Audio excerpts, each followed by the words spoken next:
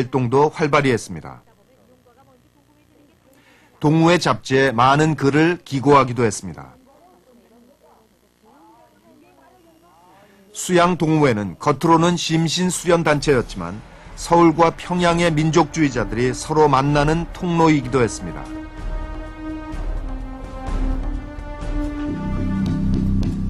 그런데 1937년 일제는 독립운동의 뿌리를 완전히 뽑기 위해 수양 동우회의 중심 인물들을 체포합니다. 이 사건으로 안창호, 조만식과 같은 거물급 독립운동가를 포함해서 동우회 관련자 42명이 체포됩니다. 그때 최능진도 잡혀 들어갑니다.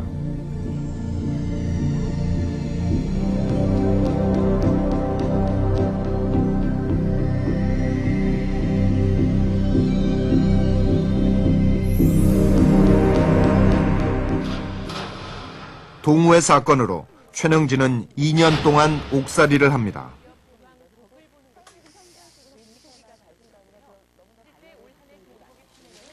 독립운동의 암흑기라 불리웠던 1930년대 말, 동우회 사건 이후 국내에서의 독립운동은 더 이상 불가능해 보였습니다. 청년들의 실력을 키워 독립을 준비하려 했던 최능진의 노력도 여기서 멈췄습니다. 수형 번호 2372번. 최능진이 1937년 11월 1일 서대문 형무소에 수감됐음을 말해주고 있습니다.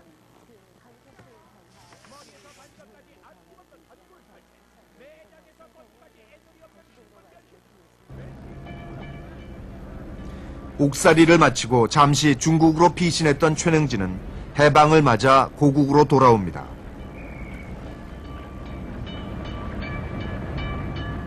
해방된 조국에서 최능진은 민족주의자 조만식의 권유로 평안남도 건국준비위원회 치안부장을 맡습니다. 피안을 이루고서 독립을 했으니만큼 이제부터라 우리는 피 흘릴 각오를 하고서 이 치안을 갖아서 우리 손으로 이제 해나가야 된다 하는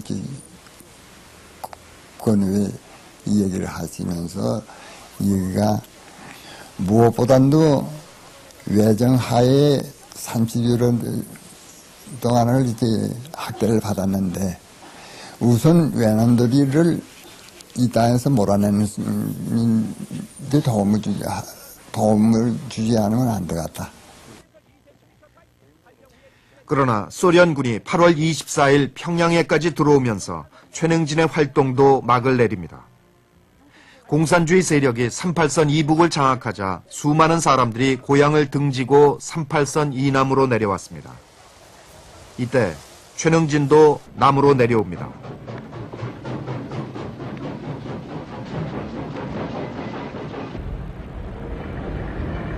월남 후 경찰 강습소의 한국인 교장이 된 그는 치안 유지를 책임질 새로운 경찰을 길러내는데 온 힘을 쏟습니다.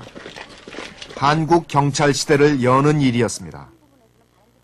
그리고 얼마 후 최능진은 미 군정의 경무부 수사국장이 됩니다. 경무부 수사국장은 경찰 안의 핵심 요직이어서 그만큼 할 일도 많았습니다. 치안이 불안했던 해방 공간에서 그를 찾는 곳이 많았습니다. 월남한 고학생들이 스스로 만든 단체인 설린형제단이 기숙사에서 쫓겨날 위기에 처했을 때 강원영 목사가 최능진에게 도움을 요청하자 그는 그 길로 달려왔다고 합니다.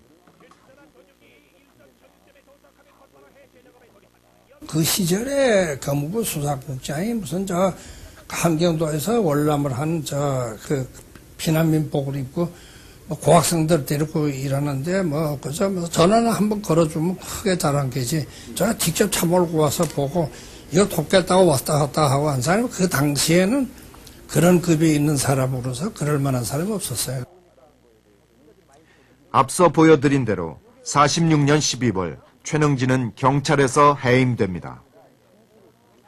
해방 직후 우리나라의 운명은 한치 앞을 가늠하기 어려운 상황이었습니다. 48년에 접어들면서 한반도 정세는 숨가쁘게 진행됩니다.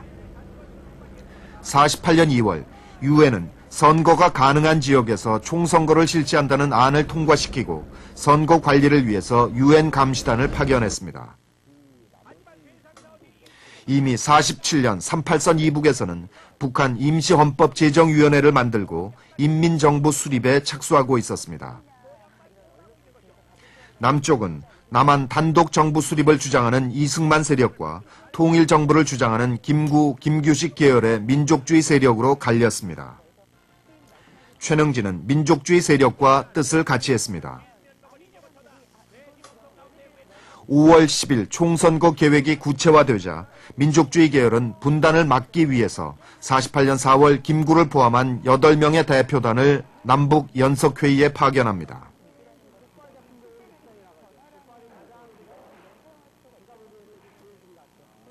협상 대표 8명 중 유일한 생존자인 신창균홍. 민족주의자의 삶은 가시밭길을 걷는 것처럼 힘겨웠지만 그들에겐 고통보다 더 소중한 신념이 있었습니다. 한독당 중심으로 나라가 두 쪽에 나면 전 민족이 순환을 당하는데 나만 평안히 살면 어떡해. 최능진은 민족주의자라. 절대로 그 민족주의자지. 그 사람은 좌익운동은 안 한 사람이에요. 그런데 형식적으로는 좌익운동을 했다고 해서 재판을 받아가지고 총살을 했지만은 실제는 우리와 같이 김규수 박사하고 친하기 때문에 우리와 같이 평화통일을 한 게지 이북에 무슨 치우치는 일은 없어요.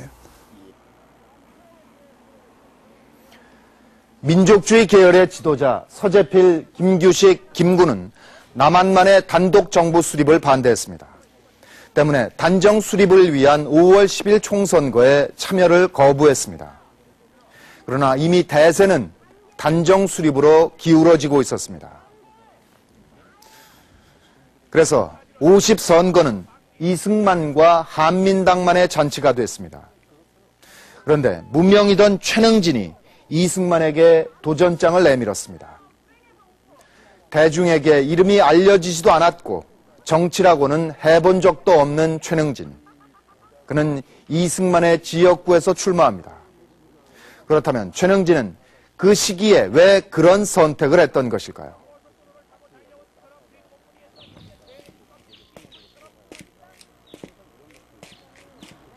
철저한 반공주의자였던 이승만은 좌우 합작운동이나 민족주의 진영이 진행하는 남북협상을 마땅치 않아 했습니다.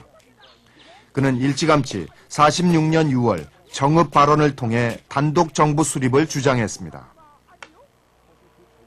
이승만의 뜻대로 남한만의 총선거인 50선거가 확정되자 이승만은 동대문 갑구에 출마합니다. 이때 최능진이 이승만에 도전하기 위해서 동대문 갑구 출마를 선언합니다.